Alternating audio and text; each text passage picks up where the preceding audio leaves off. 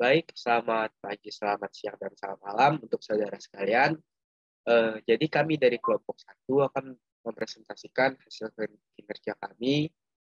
Jadi sebelum kami mempresentasikan kinerja kami akan memperkenalkan diri kami masing-masing. Dari saya sendiri, saya bernama Hendianto dengan EPM 210711292.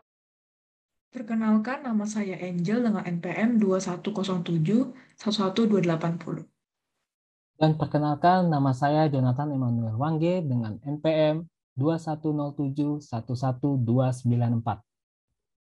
Untuk aplikasi yang telah menjadi referensi bagi kami, yaitu yang pertama adalah Info BMKG, yang kedua Inarix, dan yang ketiga Disaster Alert.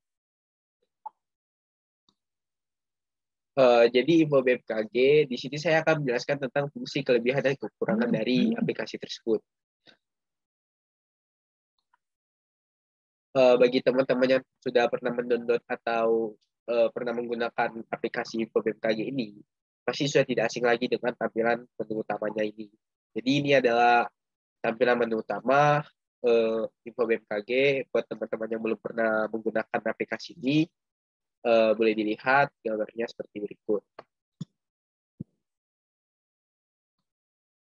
Selanjutnya, fungsi dari Info BMKG dari aplikasi ini adalah, jadi aplikasi ini bisa mempermudah pengguna untuk mendapatkan informasi tentang perkiraan cuaca berdasarkan lokasi, dan informasi tersebut diberikan secara real time dan diupdate setiap 30 menit sekali. Kelebihan dari aplikasi ini adalah segala informasi yang diberikan selalu diupdate. Dan kedua, terdapat informasi kontak untuk menghubungi BMKG. Yang ketiga, memiliki peta situs sehingga memudahkan untuk mencari informasi yang diinginkan. Dan keempat, terdapat menu yang berisi link atau website yang terkait yang berhubungan dengan pemerintah. Selain kelebihan, tentu juga aplikasi ini memiliki kekurangan. Kekurangan aplikasi ini sebagai berikut.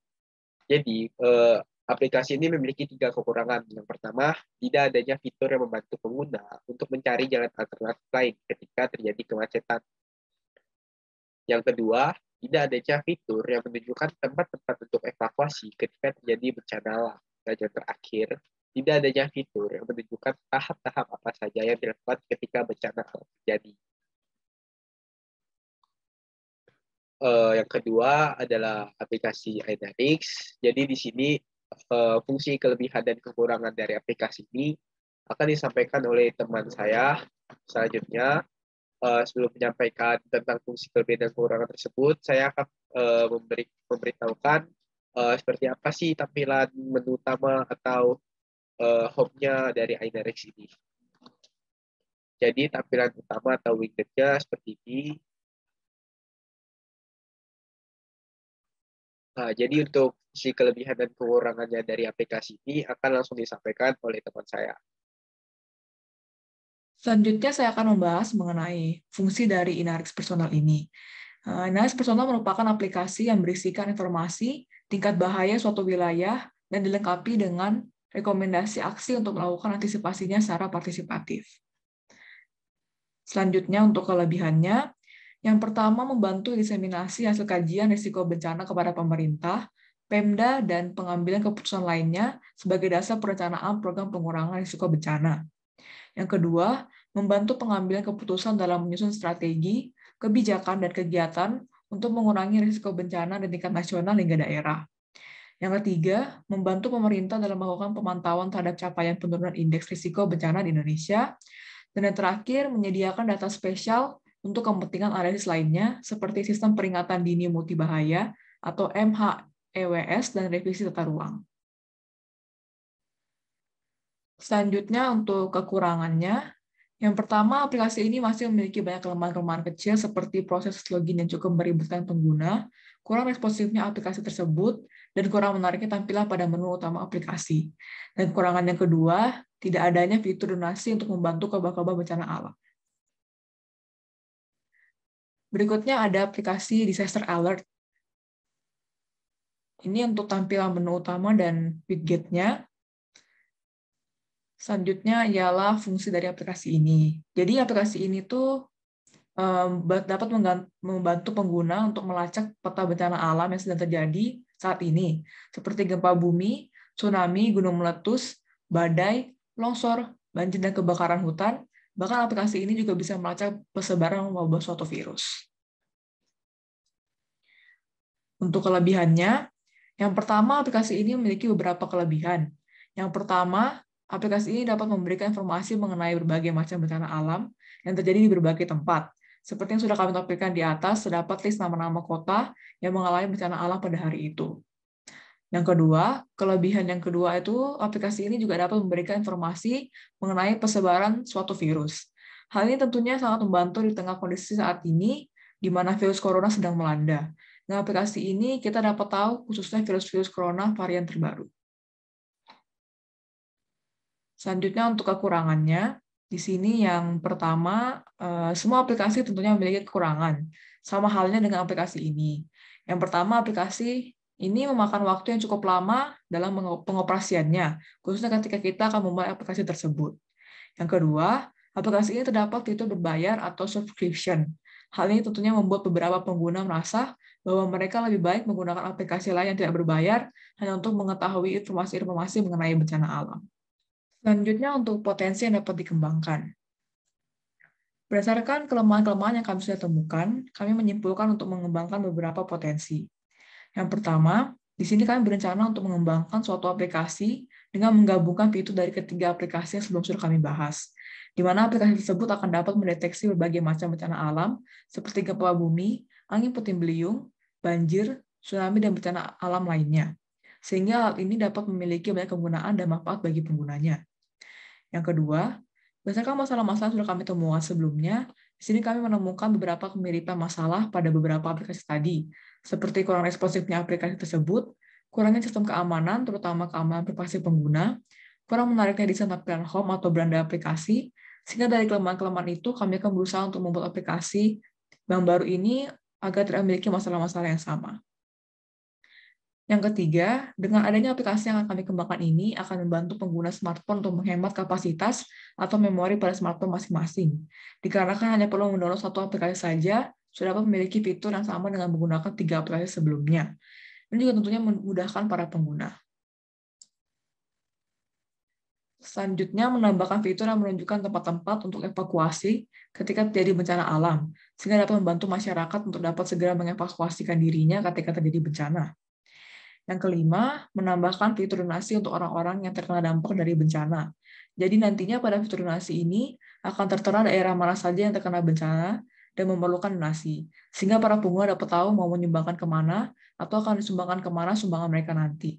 Sumbangan tersebut berbentuk uang, sembako, pakaian, dan lain-lainnya.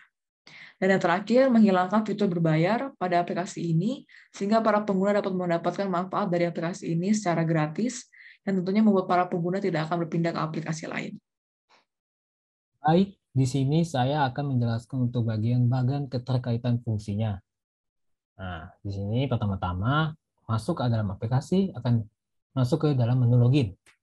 Jika tidak memiliki akun, dapat melalui menu register untuk mengisi formnya, kemudian dapat didapatkan data user atau mendapatkan akun yang akan diakses di dalam aplikasi.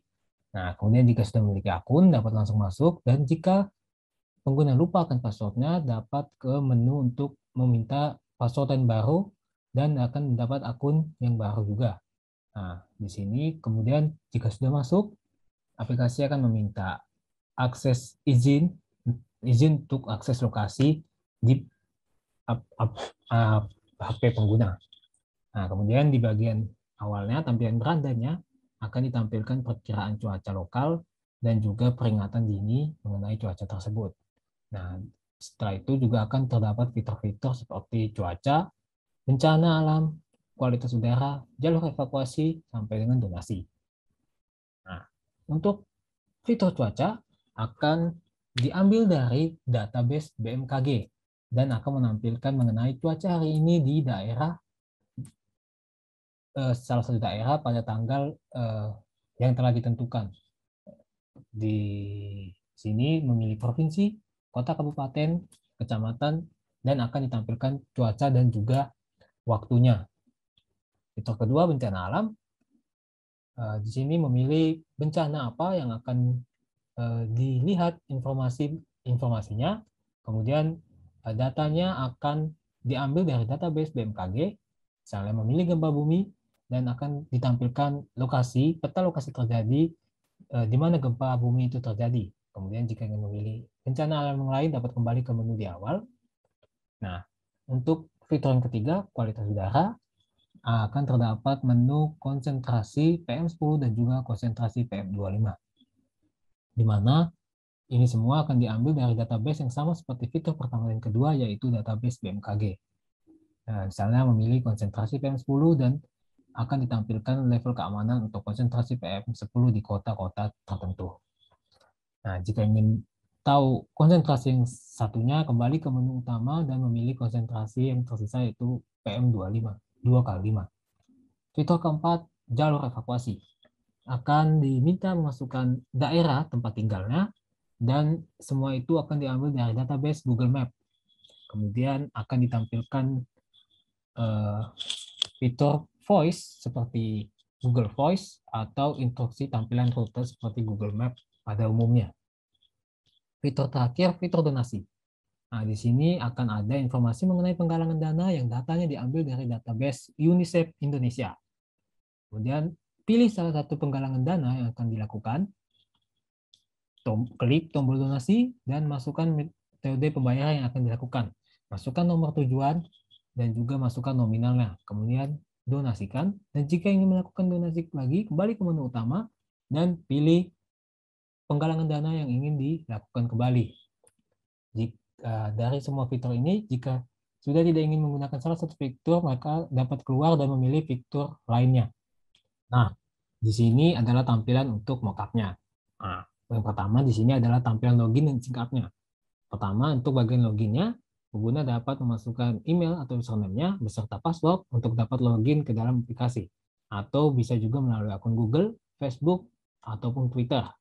Jika tidak memiliki akun, dapat melalui menu sign up, kemudian memasukkan form berisikan email, username, dan juga password untuk membuat akun yang baru agar dapat masuk ke dalam aplikasi. Dan ketika masuk, ini adalah tampilan menu utamanya. Terdapat fitur cuaca, bencana alam, kualitas udara, jalur evakuasi, sampai dengan donasi. Nah, di bawahnya terdapat perkiraan cuaca dan juga peringatan dininya, yang semuanya ini akan diakses melalui izin akses lokasi aplikasi untuk HP pengguna. Selanjutnya, jika memilih fitur cuaca, akan menampilkan informasi mengenai cuaca suatu daerah. Di sini terdapat tampilan provinsinya, di atasnya jika ingin mencari secara spesifik kota, kabupaten, ataupun kecamatannya. Atau secara manual memilih provinsi, salah satunya Aceh, kemudian akan menampilkan kabupaten, kemudian kecamatan, dan informasi mengenai cuaca dan juga perkiraan untuk jam-jam selanjutnya. Nah, kemudian untuk fitur bencana alam, akan menampilkan bencana-bencana yang baru-baru saja terjadi. Dan jika ingin memilih bencana secara spesifik, terdapat menu di atasnya, salah satunya menu banjir. Pilih menu banjir dan aplikasi akan menampilkan bencana yang akan berkaitan dengan banjir. Nah, di sini jika memilih banjir, salah satunya banjir yang terjadi di Makassar, maka aplikasi akan menampilkan informasi mengenai kejadian banjir yang terjadi di Makassar. Nah, selanjutnya fitur kualitas udara. Nah, di fitur kualitas udara ini terdapat menu untuk konsentrasi PM10 dan juga konsentrasi PM2x5. Nah, di sini pilihan-pilihan ini merupakan zat yang terkandung pada udara yang berfungsi untuk menentukan baik atau buruknya suatu kondisi kualitas udara yang ada di tempat pengguna. Nah, selanjutnya adalah tampilan untuk fitur jalur evakuasi. Di sini pengguna akan diminta untuk memasukkan data lokasinya, kemudian aplikasi akan menampilkan lokasi terdekat dan teraman untuk menuju ke daerah pengungsian. Di sini untuk tampilan utamanya bisa melalui fitur voice seperti voice Google atau untuk rute map pada umumnya. Nah, yang terakhir adalah fitur donasi. Tampilan awalnya di sini adalah info penggalangan dana. Di bawahnya terdapat doa-doa permohonan dari korban bencana. Kemudian jika memilih penggalangan dana yang ini, kemudian akan masuk ke dalam metode pembayaran, metode pembayaran seperti rekening bank, Dana, maupun OVO. Pilih salah satu jika rekening bank akan diminta masukkan rekening bank pengguna, kemudian rekening bank tujuan donasi, dan juga nominal. Sama halnya ketika untuk Dana dan OVO. Akan diminta masukkan nomor HP yang terhubung dengan Dana ataupun OVO, kemudian nomor HP tujuan donasi, dan juga nominalnya. Kemudian pengguna dapat melakukan donasi ke penggalangan sosial tersebut. Oke, sampai saat ini saja presentasi dari kelompok kami. Kami mohon maaf apabila ada kesalahan. Terima kasih, sampai jumpa.